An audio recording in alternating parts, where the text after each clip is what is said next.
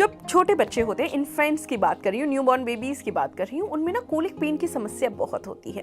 Colic pen को हम आम भाषा में पेट में दर्द या गैस का दर्द बोलते हैं। तो बच्चों में ये पेट में दर्द क्यों होता है, ये कोलिक पेन होता क्यों है, इसके लक्षण क्या है और साथ ही इसका बचाव क्या है, तो चलिए आज के वीडियो में हम यही बात करते हैं।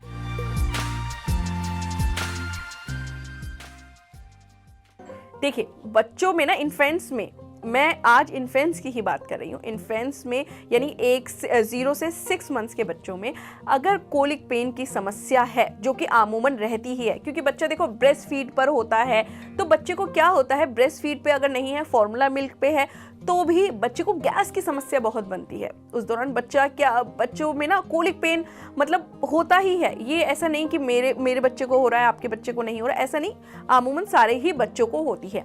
ऐसे में क्या होता है कि बच्चा परेशान होता है, रोता है बहुत, वो यही करेगा और कुछ कर ही नहीं सकता, बहुत रोएगा, बहुत इरिटेट रहेगा, मतलब उसको चैन नहीं आएगा। आप उसको बेड पे लेटाएंगी तभी भी वो रोएगा, अपनी बॉडी को खूब स्टिफ कर लेता है, रो रो के पीछे के साइड होने लगता है, काफी स्टिफ ऐठन, मतलब एक बोलते हैं ना, शरीर को ऐंठने लगता है। तो इससे आप समझ जाइए कि बच्चे को ना पेट में दर्द की समस्या है। और अगर आप देखिए, वैसे तो हम माएँ बच्चों पे बहुत ज़्यादा ध्यान रखती हैं, बच्चे की हर एक हरकत पे, लेकिन आपको ये भी ध्यान रखना है कि बच्चा अगर दिन में गैस पास नहीं कर पा रहा है, क्योंकि अमूमन छोटे बच्चे दिन में काफ़ी बार गैस पास करते हैं क्योंकि वो दूध पीते हैं। मैं ब्रेस्ट मिल्क की बात बताऊं, अगर जब बच्चा ब्रेस्ट मिल्क पीता है ना, वो तो बहुत गैस पास करता है क्योंकि बच्चों को गैस बहुत बनती है। इसके अलावा अगर बच्चे ने पूरे दिन से स्टूल पास नहीं किया है या उसे स्टूल पास करने में दिक्कत हो रही है, तो भी आप समझ जाइए कि भाई बच्चे को कोलिक पेन की समस्या है।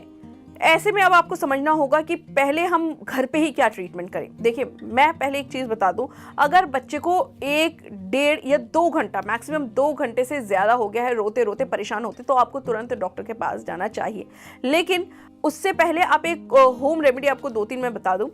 आप क्या कीजिए, हींग जो होता है, हींग को आप पानी में घोल लीजिए, हींग के पाउडर को आप पानी में घोल लीजिए और उसको बच्चे की नाभि के आसपास सर्कुलर मोशन में, एंटी सर्कुलर मोशन में नहीं, सर्कुलर मोशन में लगाइए और थोड़ी देर बच्चे को अपने कंधे से लगा के घुमाइए। अगर बच्चे को गैस पास होने लग गई है यानी कि, और बच्चा शांत हो रहा है, यानी कि बच्चे की कोलिक पेन की समस्या अब धीरे धीरे कम हो रही है। इसके अलावा आपको ध्यान रखना है कि बच्चे को जब भी दूध पिलाएं तो हमेशा उसको 15 से 20 मिनट के बाद ही लेटाएं। डकार जरूर दिलाएं, क्योंकि बच्चे में क्या होता है, डकार नहीं आ पाती तो बच्चे के अंदर गैस बनती रहती है।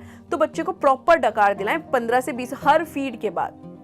और एज अ मदर, देखिए, अगर आप ब्रेस्ट फीड करा रही हैं बच्चे को, तो आपको ध्यान रखना है कि ऐसी कोई चीज़ अपनी डाइट में शामिल नहीं करनी जिससे बच्चे को गैस बने, जैसे कि राजमा, रात के टाइम राजमा, गोभी, ये सब चीज़ें अवॉइड करें क्योंकि ये गैस बहुत ज़्यादा बनाती है। इसके अलावा चावल को अवॉइड करें, ये भी गैस बनाते हैं। और ठंडी चीज़ें ना खाएं, ये इसको भी आपको अवॉइड करना ही पड़ेगा क्योंकि ठंडी चीज़ें खाओगे तो आपके पेट में दर्द होगा, पेट में गैस बनेगी, तो इससे बच्चे को भी दिक्कत रहती है क्योंकि हम बच्चे को ब्रेस्ट फीड कराते हैं।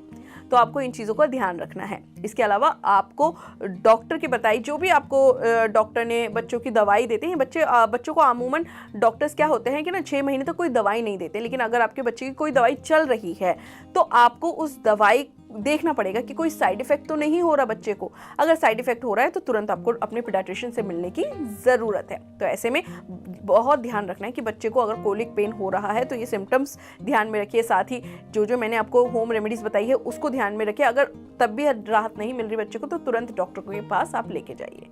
फिलहाल के लिए इतना ही, लेकिन आप एनबीटी लाइफ को सब्सक्राइब करना बिल्कुल ना भूलें।